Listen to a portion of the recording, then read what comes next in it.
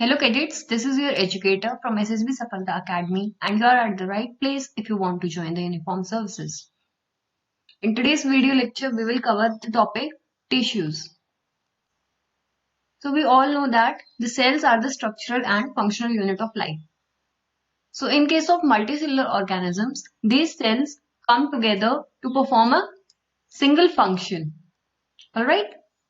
So when living cells group to form a similar function or a common function, they are called tissue.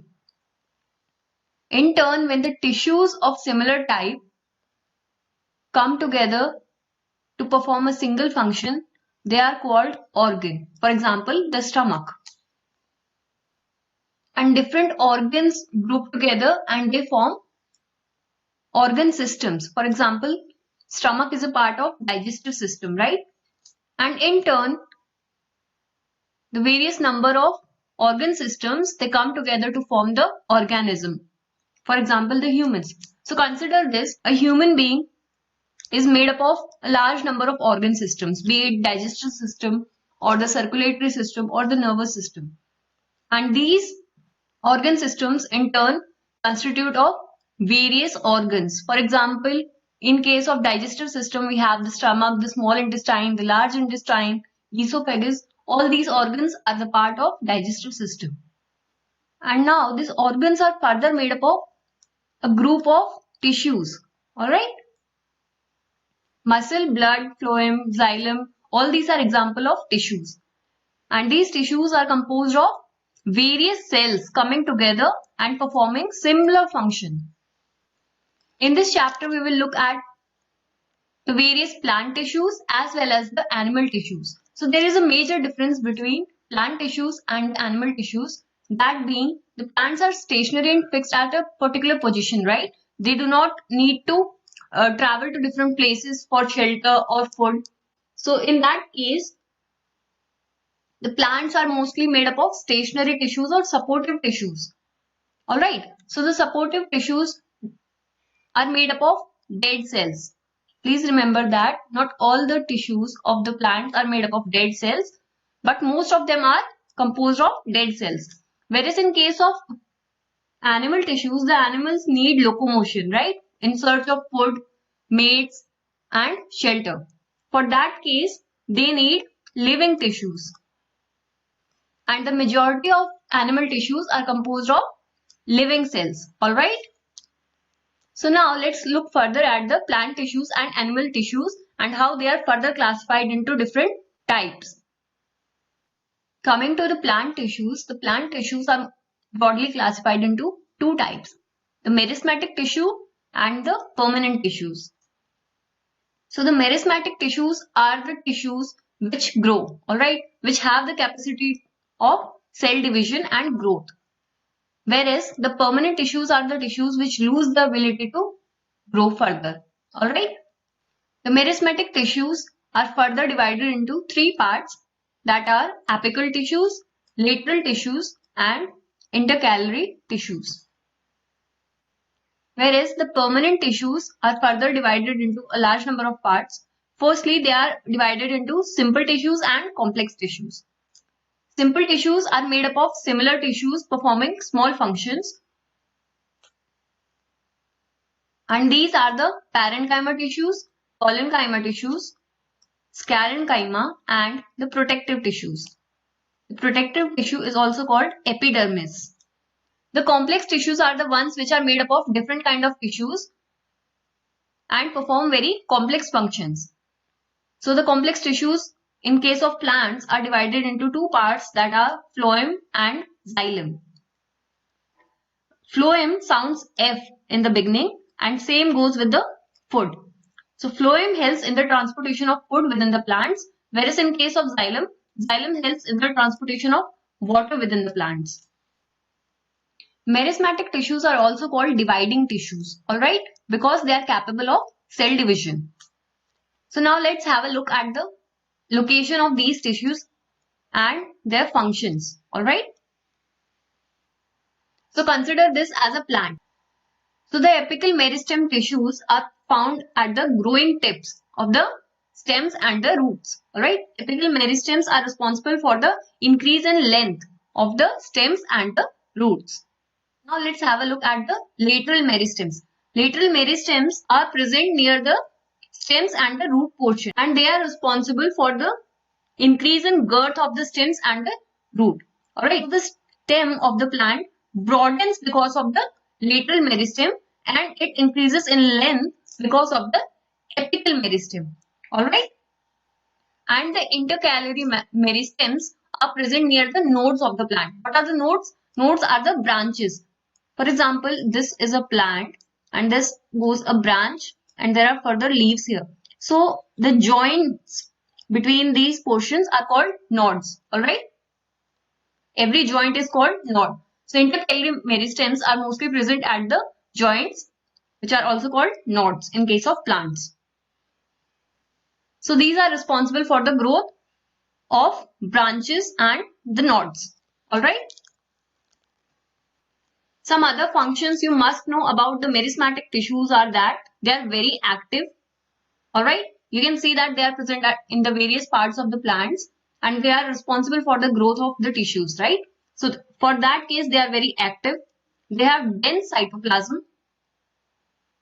They have thin cellulose walls and they lack vacuoles. Alright. So vacuoles are absent in case of merismatic tissues. Please mind this. This is a very important point. So let me repeat it for you. They are highly active. They have dense cytoplasm. They have thin cellulose walls and a prominent nuclei. And they lack vacuoles. Alright.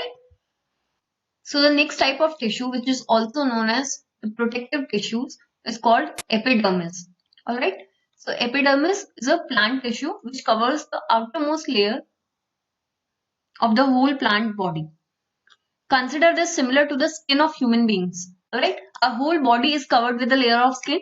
So similar thing happens in case of plants, that the outermost covering of the plant consists of epidermis. So epidermis is made up of a single layer of cells which is continuous. It lacks intercellular spaces. Right? There are no intercellular spaces present between the epidermis. The cells are flattened. It is composed of flat cells, not the round ones. So it is composed of flat cells. And the outer wall of the epidermis is thicker than the inner wall.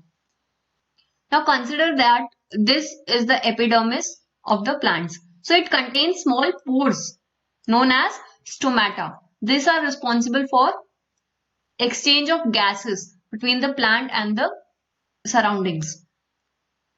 So for example, we breathe through our nostrils, right?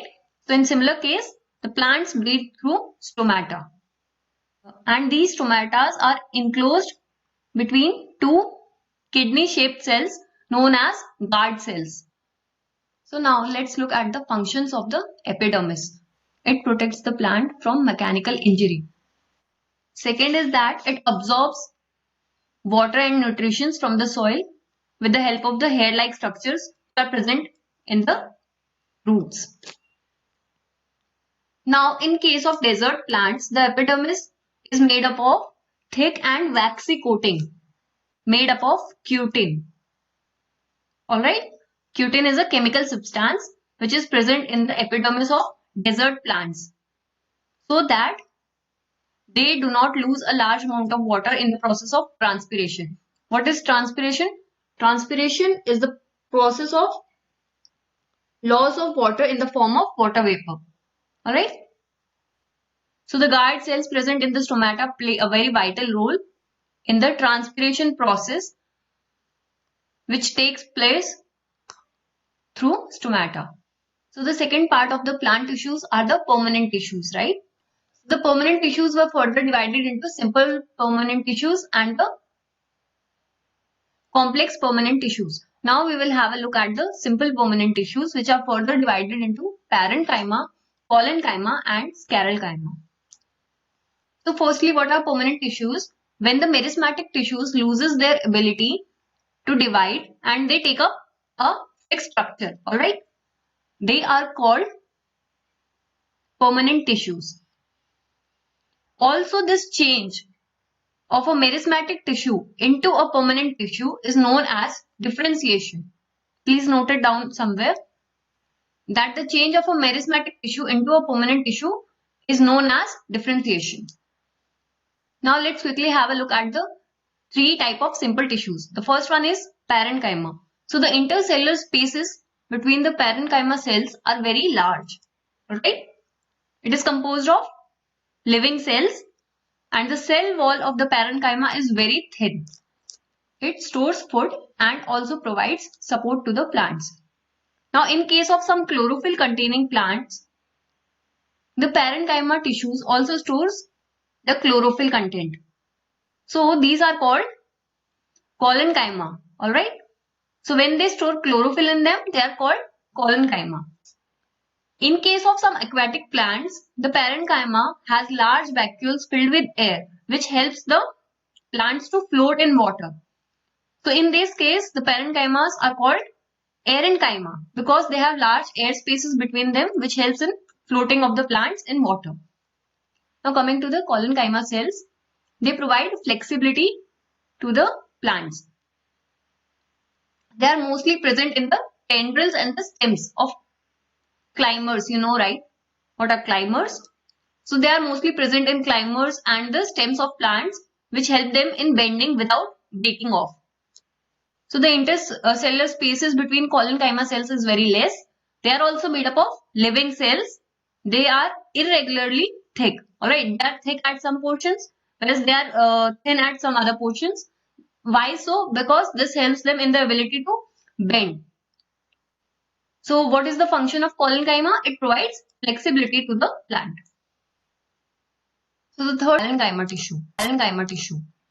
What is its function? It makes the plant hard and stiff. Alright. So it provides rigidity and strength to the plants. You must have seen the coconut, right? So the hard outer covering of this coconut is made up of scalenchyma tissue. And it is dead. So scalenchyma tissues are made up of dead cells. Alright. So this is very important that parenchyma and collenchyma are made up of living cells, whereas only scalenchyma are the cells which are made up of dead cells. They lack intercellular spaces, so there are no spaces present between two cells. The cell wall is extremely thick. Alright, consider the outer covering of the coconut or the bark of an old tree. Right? In case of old trees, you must have seen the barks. They are dead. Alright, and they are very stiff. So what is its main function? It provides rigidity and strength to the plants. And this scalenchyma tissues is also found in the stems, the vascular bundles, the veins of leaves. Alright, the veins of the leaves are also made up of scalenchyma cells. And the hard outer covering of the seeds and nuts is also made up of scalenchyma tissues. So now let's have a look at the complex permanent tissues. So the complex permanent tissues are further classified into xylem and phloem. So firstly, what are complex permanent tissues? So these tissues are composed of more than one type of cells, and all these different type of cells coordinate to perform a common function. Alright, similar to a football team, that all the players have different responsibility, but together they perform a common function of winning the game, right? Similar thing happens in case of permanent tissues, that all the cells are of different types, but they coordinate together to perform a single function. So the first one is xylem. Xylem helps in the transportation of water and minerals from the roots of the plants to the various parts, being the stems, leaves, etc. And phloem is responsible for the transportation of food, right? It transports the synthesized food from the leaves to the other parts of the plants. In case of xylem, it consists of tracheids, vessels, Xylem Parenchyma and Xylem Fibers. Other than Xylem Parenchyma, parenchyma are living cells. We have also seen this earlier. So other than Xylem Parenchyma, all the cells are dead cells. Alright. In case of phloem, it composes of sieve tubes, companion cells, Phloem Parenchyma and Phloem Fibers. And in case of phloem, the sieve tubes, the companion cells and the Phloem Parenchyma are composed of living cells. These cells are alive. Only the Phloem Fibers are dead cells. Let's quickly have a look at the structure and function of these cells. Alright. So the tracheids and the vessels. What are these? These are tube-like structures. Alright. Consider a pipe that we use commonly in our homes. It is similar to that. And its main function is to transport water and minerals in upward direction. As I told you earlier that it transports water and minerals absorbed in the roots of plants to the various parts, be it leaves or the stems. Now next is Xylem Parenchyma. It stores food and it helps in the sideways conduction of water. For example, this is a plant and it has branches. So in this sideways conduction of water, Xylem Parenchyma plays a very vital role. Next are the Xylem Fibers, which are present between the tracheids and the vessels, and they provide mechanical support. Coming to the sieve tubes, they are also tube-like structures and their walls contains holes. Now let's have a look at the phloem. So the sieve tubes, companion cells, Phloem Parenchyma and Phloem Fibers. This collectively compose of the phloem tissues, and they are responsible for transport of food materials to all parts of plants. So the food is synthesized in the leaves of plants, and this food is transported to the complete body of the plants with the help of phloem. And transportation is done in upward and in downward direction. Whereas in case of xylem, the movement of water is only in the upward direction.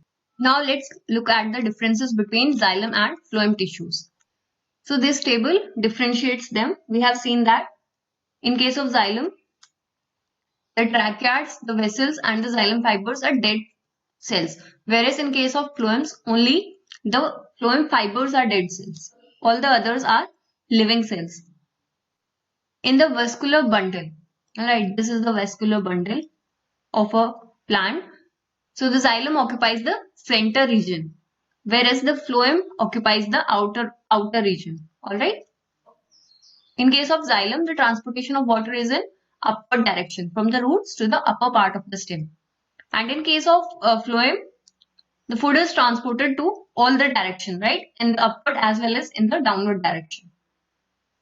The xylem also provides mechanical strength to the plants, whereas the phloem has no role in providing mechanical strength to the plants. So this is it for the plant tissues. Right.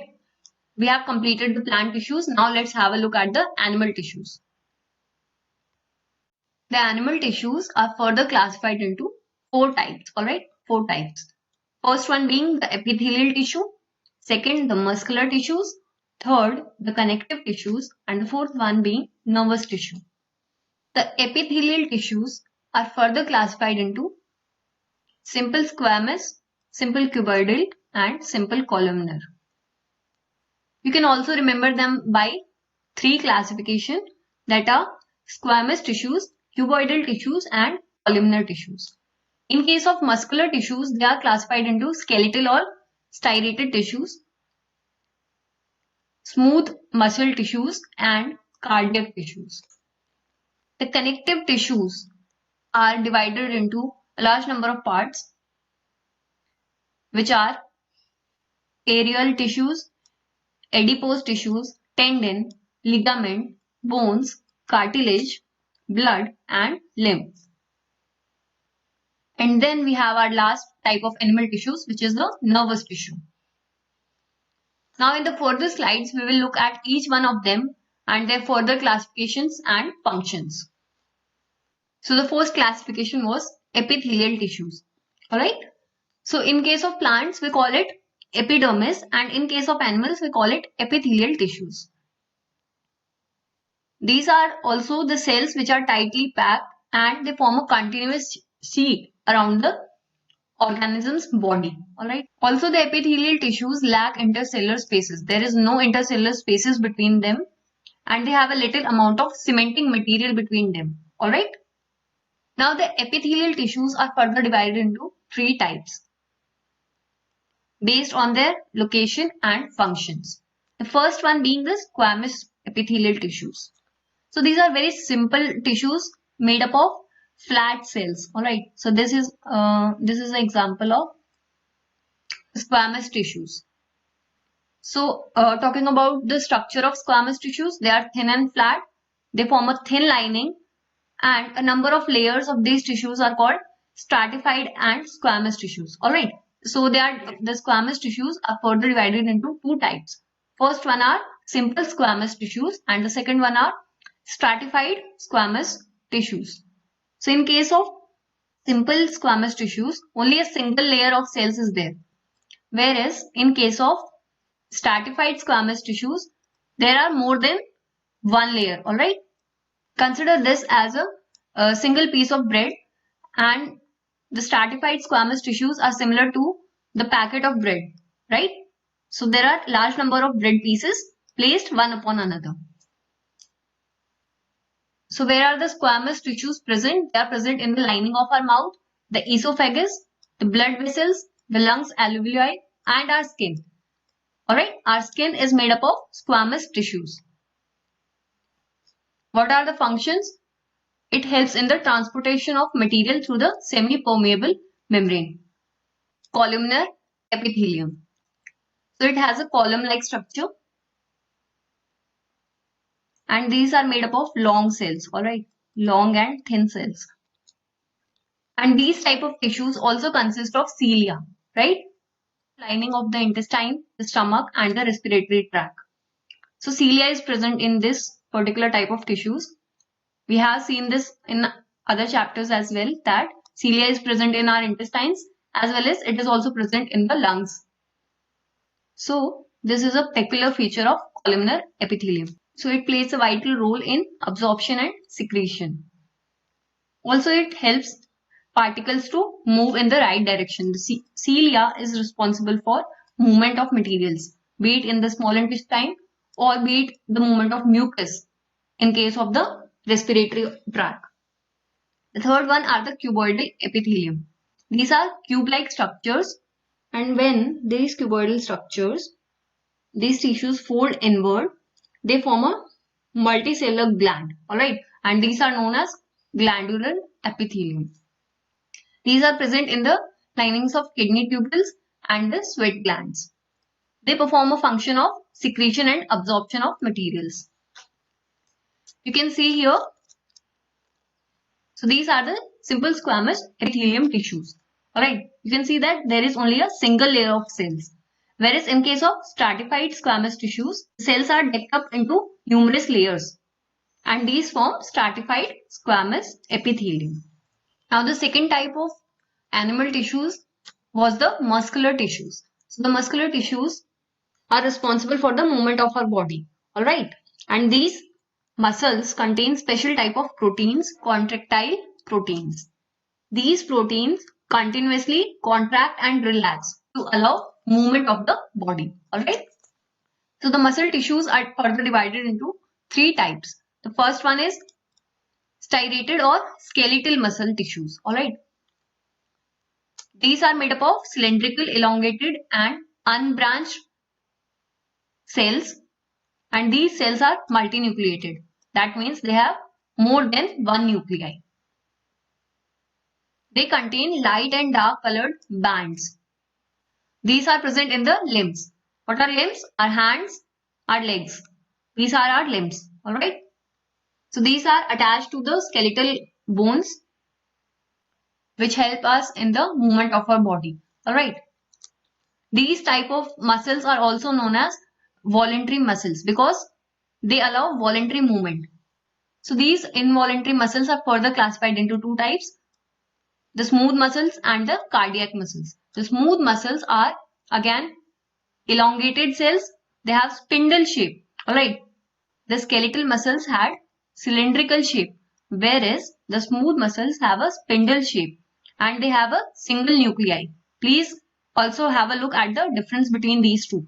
They are present in the alimentary canal, the iris of our eyes, in the uterus, in the bronchi of the lungs. So you see, you cannot control these type of muscles. Can you control the movement of bronchi of your lungs? No, right? So these are involuntary muscles. Whereas you can control the movement of your hands, your fingers. So these are the skeletal muscles. Now the third type are the cardiac muscles. We know that our heart muscles have a rhythmic contraction and relaxation throughout our life. Right? The moment our heart stops, we die. So in order to allow this kind of continuous contraction and relaxation, a special type of muscles are present in our body known as cardiac muscles. These are elongated, cylindrical, branched, and they also have a single nucleus. Where are these present? These are present in the heart. Alright. These are the structures of the cardiac muscles, the skeletal muscles, and the smooth muscle cell. Alright. So the next type of animal tissue are the nervous tissues. Now suppose someone pinches you. Alright. Someone pinches you on your hand. How many seconds do you take to quickly withdraw your hand away from that person? Right? It takes merely some seconds. So you see that this stimulus was passed to the brain and this brain took an action and you moved your hand away from that person. So all this long process took only some seconds. So some kind of special cells are present to perform this function. Alright. So our entire nervous system, which consists of our brain, our spinal cord and the nerves. This is made up of nervous tissues. These are special kind of tissues which rapidly transfers the stimuli to one part of the body to another. Alright. You must also know that neuron is the longest tissue of our body. It is approximately 1 meter long. Coming to the last part of this chapter, the connective tissues. Alright. This is also a part of animal tissues and they are further classified into various parts. First being the blood. Alright, with the blood composes of RBCs, WBCs and platelets which are suspended in the plasma. What is plasma? Plasma is a fluid which contains proteins, salts and hormones. Alright, blood as a whole consists of RBCs, WBCs, platelets and plasma. What is the function of blood? Blood flows in the veins and it transports digested food, gases, hormones and waste material from one part of the body to another. Alright. Next one are the bones. So the bones form the basic framework of the body that provide support. So the bone cells are hard matrix and they are made up of calcium and phosphorus. Please remember this. Alright. The third one are the ligaments. Ligaments are highly elastic. And what are ligaments? Ligaments are the connective tissues between two or more bones. Alright. Two or more bones are connected to each other with the help of ligaments. Bone to bone connection. And the bones and muscles are connected with each other with the help of tendons. Alright. So the bone to bone connection is known as ligament and the bone to muscle connection is known as tendon. So the next type of connective tissues are the cartilage. So these connective tissues have wide space between cells. Alright, these have wide space between cells. And what are its functions? It smoothens the bones at the ends. Alright, these also provide support to our body. And they are composed of sugar and proteins. Alright, these are present in our nose, ears, trachea and larynx. So the next one are the aerial tissues. So these are found between the muscles and the skin. Alright, between this portion, the aerial tissues are found. They are also found in the blood vessels, the nerves and the bone marrow.